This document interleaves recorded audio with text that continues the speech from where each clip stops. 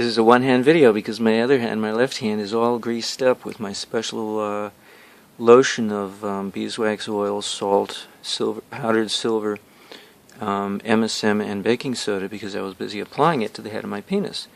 And I just showered. I got done showering, and I was rubbing it in, and I noticed, well, it's very pleasant to rub it into the head of the penis, not into the shaft. I mean, the shaft is okay. I greased it in and rubbed it in, massaged it in along the shaft. But it was more particularly pleasant on the head. And so I focused there, treating it as if it were one big oversized clitoris, stroking it across rather than, rather than trying, I'm trying to move my feet around. I wasn't trying to give you a glimpse, I just did it by accident, but enjoy it for what it's worth. I massaged the head in the vein of it being like a large clitoris because it's pleasant. Because the salt granules in the lotion create a mild abrasion against the head of the penis, such that it's actually pleasant to have that mild abrasion. Unlike a dry circumcised head of the penis against cloth, such as clothing or bed sheets, or the dry air in this desert environment in which I live, it's actually painful.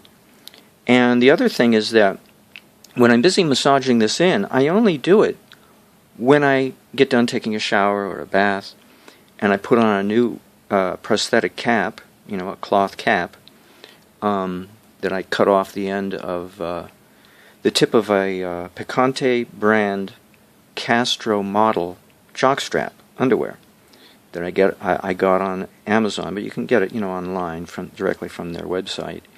And this style underwear is only made in Asia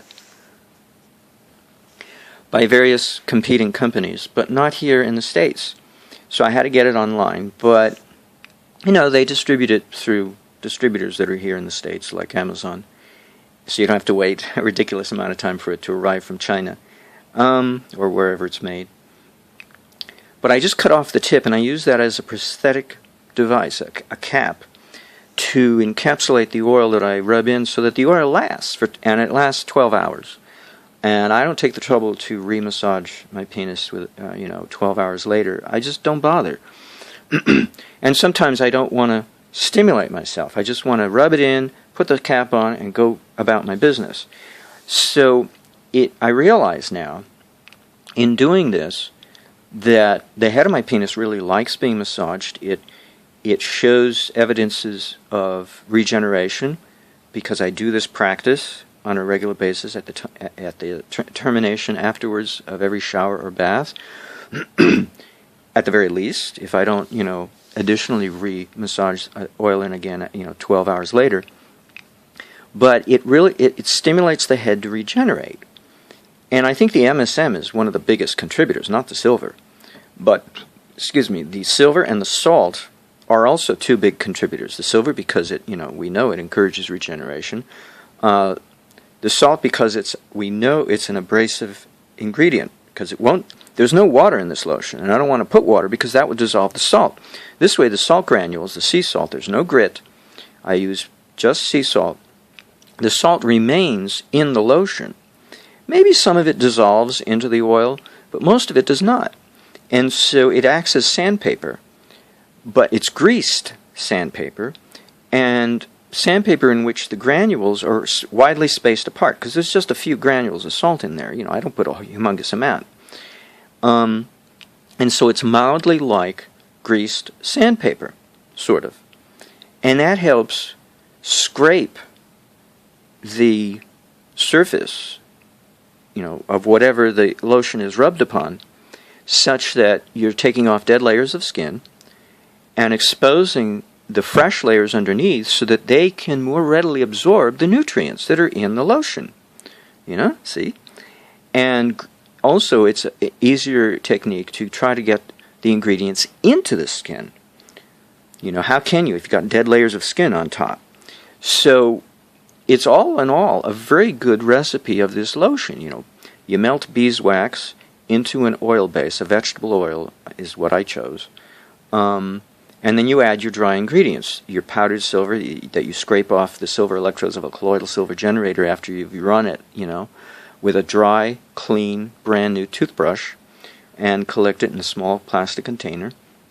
And then you add a small amount of that to this lotion along with salt, baking soda, and MSM, and then you melt the beeswax with the oil. You can do that ahead of time, and then you have to reheat it to remelt it again, and then you add in the dry ingredients, and then you take it out of the water bath that you're using to heat it to allow it to cool, and then you can put it in a pool of water, this plastic container you're mixing it in,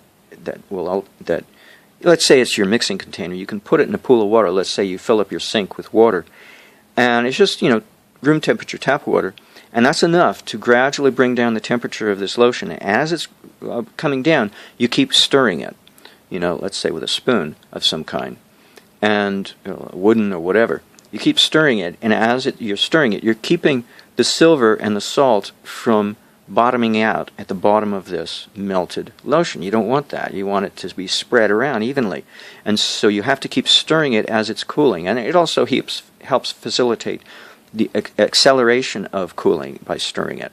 So it cools down in a reasonable time and it stiffens up, and then you can clean off the spoon because it's now stiff, and everything is, the silver and the salt is broadly spread throughout the entire composition of this, volume of this lotion.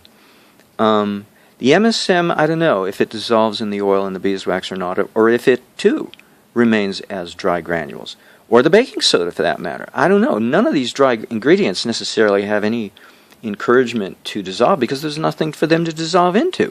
So you're rubbing these ingredients, all of them, into the skin, into the mucosal membrane of the head of the penis and into the skin. And some of them you can tell are there, like the salt, but others, like the baking soda, you don't even know it's there. So it's not too much abrasion, but it's regulated abrasion, and it's all these ingredients like the oil and the beeswax and the MSM that help emoliate, help soften and hydrate, or not hydrate, emoliate, glisten. It gives a glistening effect. And that trains, women put cold cream on their face before they go to bed at night for a reason. It trains the body, the skin, or the surface of the tissues, whatever you're rubbing it on, to stay young, to stay pregnant with moisture. Even though there's no water in this lotion that I'm using. And I wouldn't want there to be now, I realize, because I want the granules to stand out.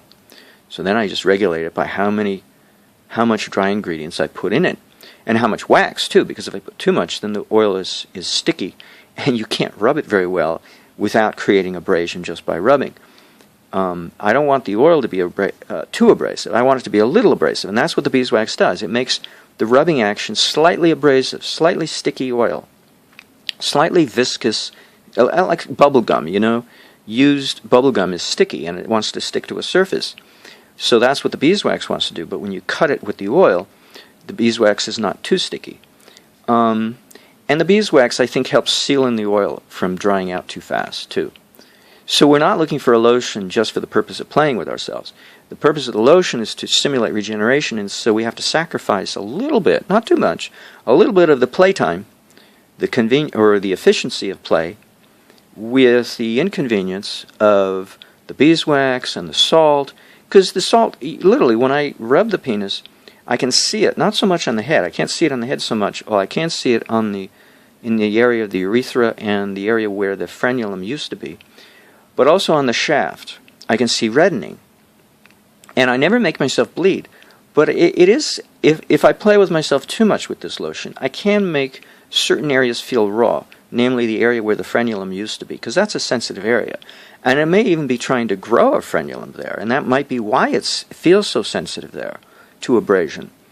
But it's a good thing because it's going to stimulate regeneration in the areas that want to regenerate. If the body doesn't want to grow a foreskin, it won't. But what if it wants to grow a frenulum? See? So it's going to decide how to micromanage regeneration. And I don't have to get involved with that. And I don't want to. And Becker didn't either. He never micromanaged, so he never got Frankenstein results as a consequence. We simply macromanage, and playing with ourselves with a lotion of this kind of ingredient mix actually helps accelerate the process of regeneration because it's a mild wound. It's what I do to myself, short of cutting and poking and shearing off with a what do they call them, scalpel, a medical grade scalpel, or a body piercing needle. Short of that, short of making myself bleed, I do everything short of that because you have to. Otherwise it will take forever. How would you go about regeneration? Wound, debridement, is fundamental to what Becker had discovered when he was studying the regeneration of body parts. You have to create a wound. That's why he went and amputated the limbs of lab rats and salamanders and newts. He took out the hearts of newts, not the whole heart, but a portion of it. He had to wound the animal. So animal rights activists wouldn't like what he did, and they wouldn't like that I'm following his research because of what he did. But debridement is fundamental to this research, to this regenerative protocol that Becker came up with. And it's very analogous to how acupuncture was discovered by the Chinese way back in the day. The story, they tell us, and they tell each other, is that soldiers in the field who didn't die from their wounds, they had like multiple wounds, they actually had their regenerative power boosted because of their wounds. It had an impact on the rest of their body, and it also had other effects that branched off into their development of acupuncture. But in terms of wounds, or in terms of the healing process, which is regeneration, regeneration involves both the growth of the fetus and the growth of children, but it also is the same process that has to do with the healing of wounds, and also the same process that has to do with the regeneration of missing tissue, whether it's soft tissue or hard tissue, such as bones or cartilage or whatever. It's all the same process, but it's being used for different purposes. And a wound accelerates that process. So that leads me to suspect that conception, the act of conception, is equivalent to what Becker considers to be debridement, or a wound. It's the exact functional equivalent. Now, we can't say a conception is painful, because if anything, I suspect a conception is blissful. It's the same bliss we experience in the body if we were angels, not humans. If we were, if we came in and became a human for the first time, and we were never born of woman, and we were just an angel and we became a human, that transition zone between being an angel who is in bliss but doesn't know what it feels like to have a body, that transition zone that junction point of transitioning from being an angel into becoming a human is probably going to be very materially blissful to the body, because the bliss of the angelic experience gets transferred to the body and is going to be maximum at that transition point. In the body gets to experience it. And that's what I think conception amounts to. So we can't, the analogy doesn't go fully that, if I think that the moment of conception is equivalent to a wound, because what else would stimulate the fetus to grow so quickly? It's the most massive wound of all. It's the inverse of death. It's the true beginning of life, the inverse of death, not birth. Not the time of birth, but the time of conception is the inverse of death, because it's that same maximum wound. But in the case of death, there is no return. We don't get to regenerate, except in the case of the newt. In chapter, I think it's 12 or 11 of Becker's book, The Body Electric, Dr. Robert Otto Becker, MD, he talks about taking out 30 to 50% of a newt, N-E-W-T, a newt's heart. They're related to salamanders.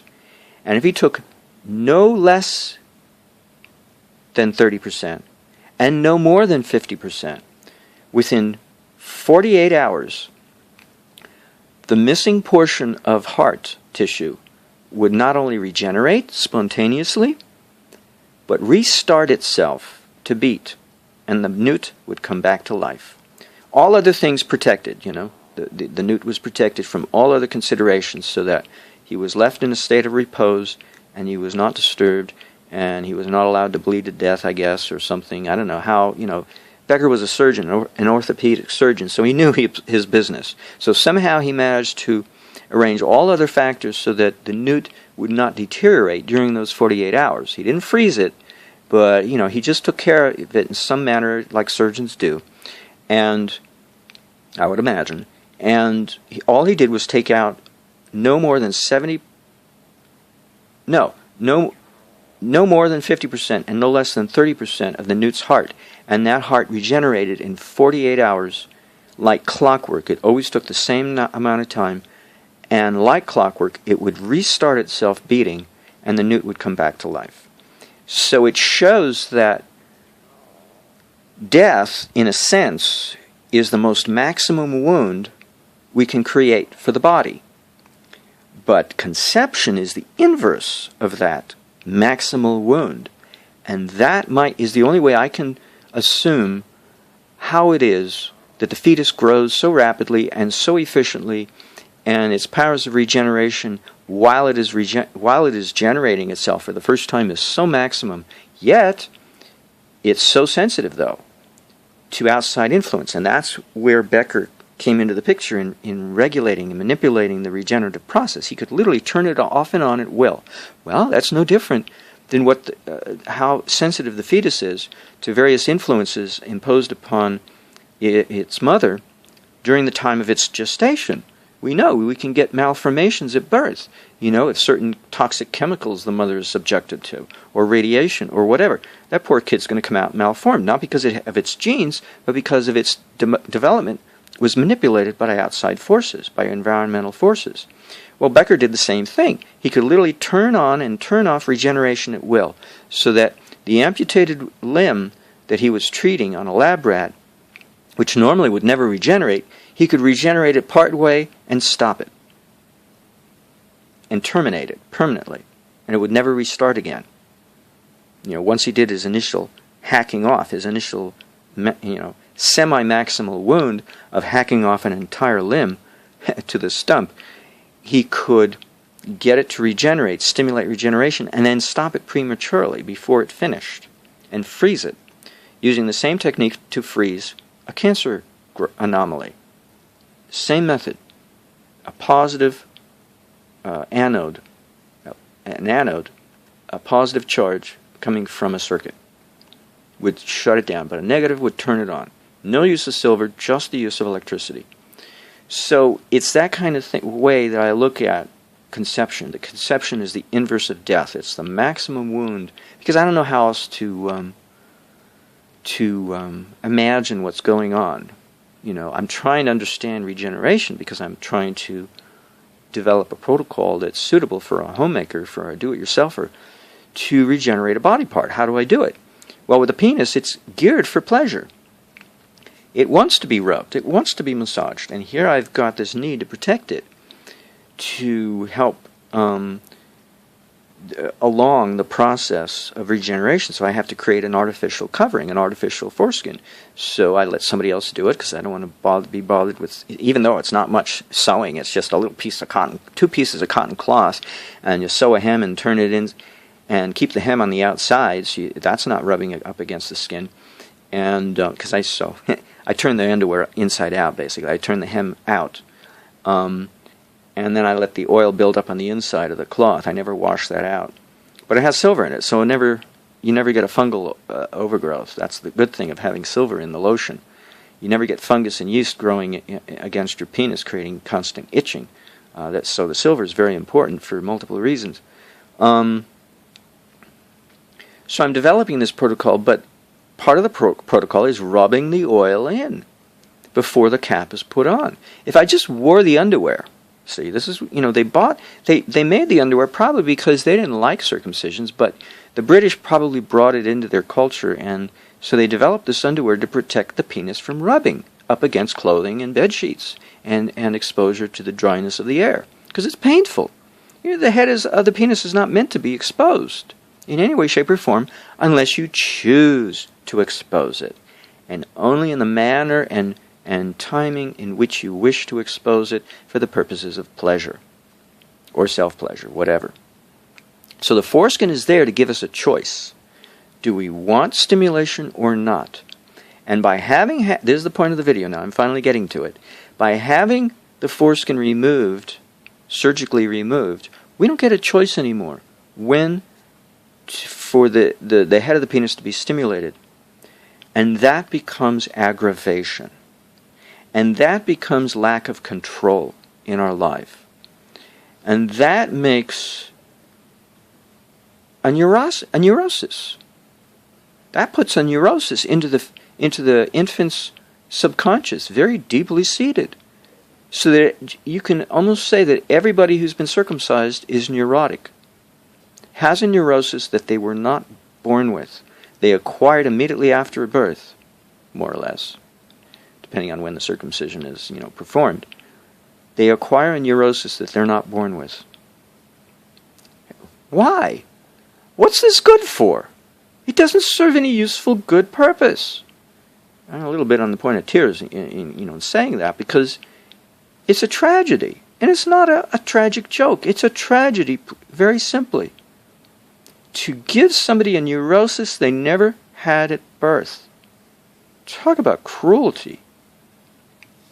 So I'm not surprised that I want to take the trouble to play with myself in the course of rubbing in this lotion, once in a while, because, hey, this thing is not supposed to be like this. It's not supposed to be uncovered. It's supposed to be covered all the time. Why do I have to be given the shitload of burden to try to put back a foreskin that somebody else took away? It was easy to take it away, but it's not that easy to put it back. And it's kind of like my experimentation with free energy devices. It's very easy to build up over unity, but it's not that easy to drain it out. And I'm still trying to learn how to drain out the components so that they drain out quickly. But when a foreskin is taken away, it's not that easy to put one back.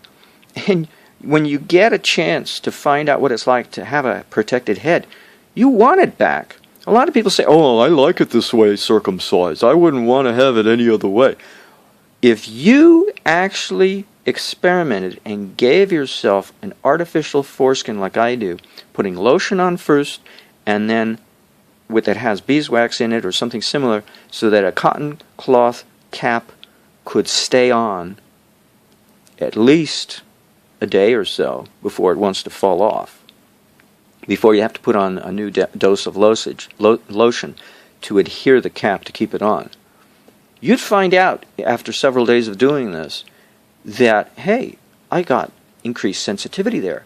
Oh, I don't want to lose that sensitivity. That sensitivity is good. That makes sex more pleasant. Why would I want to lose that sensitivity?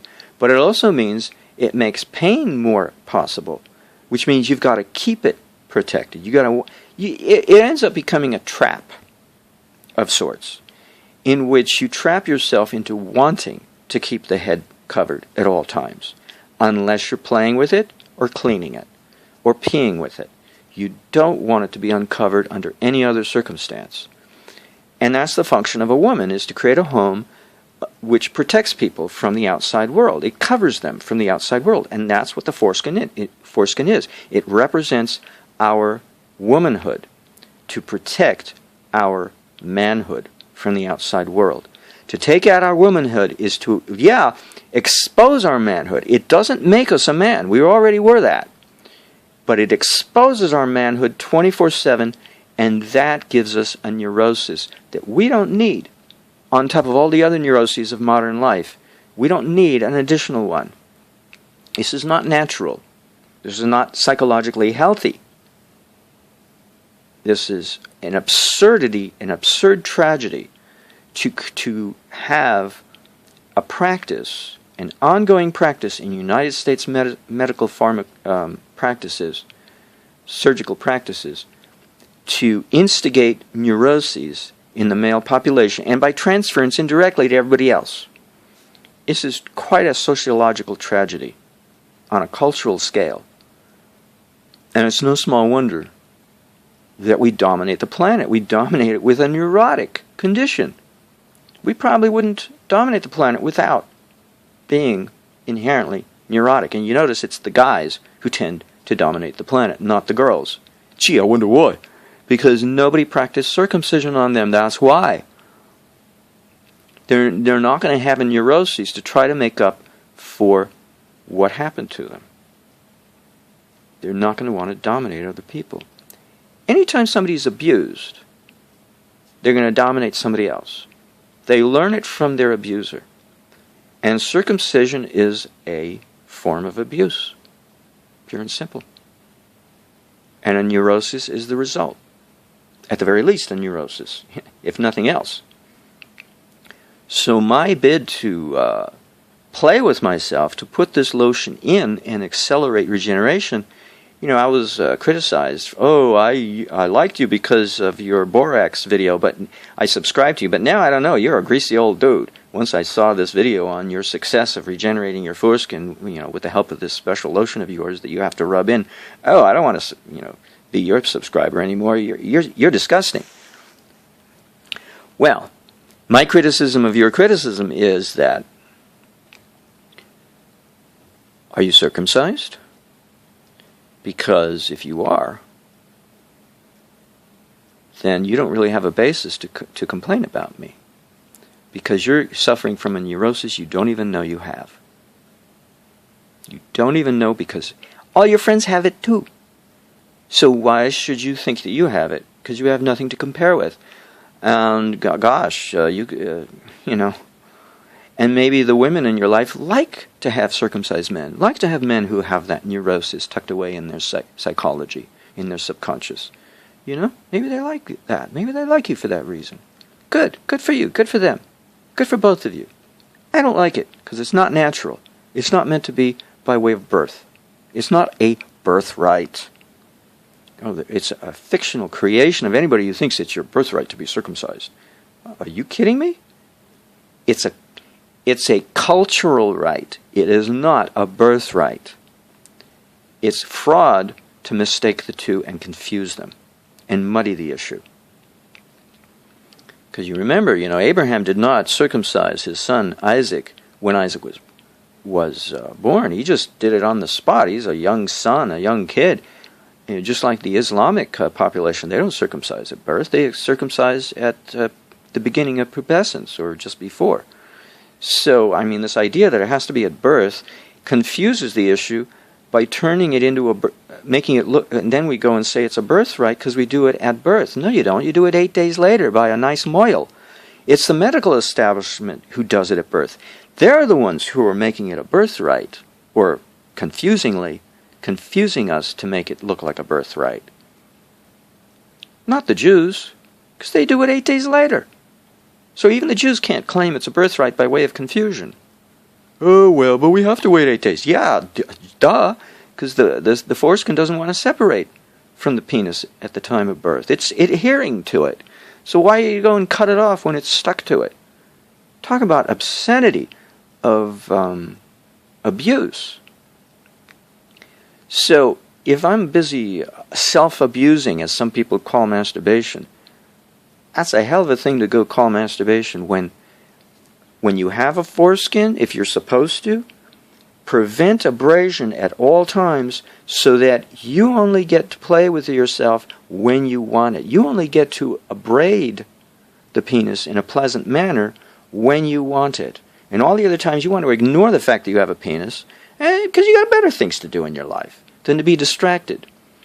And the last thing you need is to lose sensitivity because of constant exposure. So that now you're not even a fully sexual being. Forget, what you had at birth. You don't even have that anymore. You don't even know what you lost because you lost it so young in life, either 8 days or at birth. Either way, you're not going to know. You're not going to be sexually active as a baby. You're not going to know what you lost. And you're not going to know that just because you lost all that sensitivity doesn't mean you lost all of it. Sex is still pleasant, which means it's still an aggravation to have it exposed. But the neurosis is that you got used to it.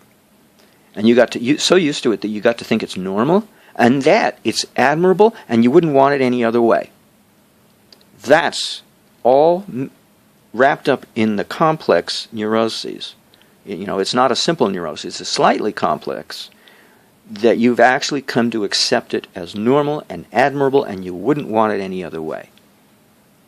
I beg to differ. I bet we could put you through a test routine of several days' length, maybe a week or two, in which we could get you to the point where you would wish it had never happened. And I bet you would never want to go through that because you don't want to lose what you've got. You know, that's the problem of PTSD, is you never want to lose it. The victim never wants to lose it. They defend it. If you try to fix it and help them come out of that state of PTSD, they recoil and they fight you, tooth and nail. Hell no, I'm not going to, don't you do that to me. Don't you try to fix me. You just accept me the way I am. Well, that's part of the neurosis. Accept me the way I am is part of that neurosis.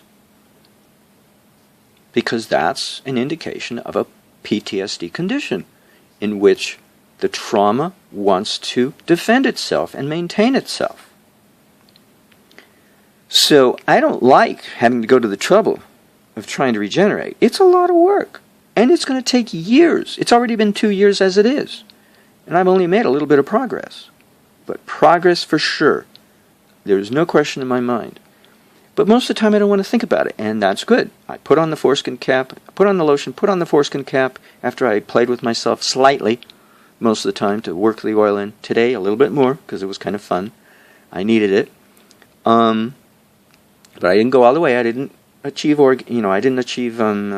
ejaculation because I didn't want to. I just rubbed it into the head of the penis because that's the only part that wants to be rubbed. Anything else is extra. Anything else is, for personal gratification. But for the purposes of regeneration, it's the head that wants to be rubbed, because it's the head that has to be abraded. It has to be aggravated in this mild management style to get it to want to grow a foreskin to protect itself, so that the foreskin can flip back and protect itself the rest of the time when we're not rubbing it. That's the whole purpose of the foreskin, is to protect the head. And I have to give it incentive to protect itself by rubbing it, and by using a lotion that has this slightly gritty sandpaper effect, and this has this viscous, sticky beeswax effect. Or else I wouldn't be able to get much results. It would just be a lubricant, and I wouldn't be stimulating regeneration. It has to have silver, and it has to have salt, because those two ingredients are going to help regeneration, and have MSM, because that's going to help emoliate the flesh and bring back the emollient condition that the glands, the head of the penis, used to have when it had a foreskin at birth throughout the entire lifetime of the individual, of the guy. So the MSM helps make up for that lack of emoliation effect of having both a foreskin and the secretion underneath, keeping the head moist at all times. And the oil does too. The oil, and I guess the beeswax too, slightly. But the salt in the opposite sense. It's encouragement by doing the opposite to what oil and MSM do, but in a good way. So I'm going to terminate the video at this point because I'm sitting with my back curved, and I have straining my back there. So that's all the things I wanted to say this morning, because I really felt like I had to get it off my chest. It's work, and I don't appreciate this, but at least I do it in a loving way by playing with myself on occasion. But most of the time I just stick to the routine, and I don't try to play with it. I just, stick to the routine and then go do my work, because I don't want to be, distracted by playing with myself most of the time. I want to work. I want to get hunkered down on the computer or whatever it is I'm doing. I want to do my other stuff. But once in a while I want to take the trouble to pleasure myself. And I just noticed that the head wanted the pleasure more than any other part of the body or any other part of the penis. That's where the abrasion has to occur, because that's the area that ultimately has to be protected by a foreskin. There, I said my piece. My little soapbox melodrama, only 34 minutes and 20 some odd seconds long.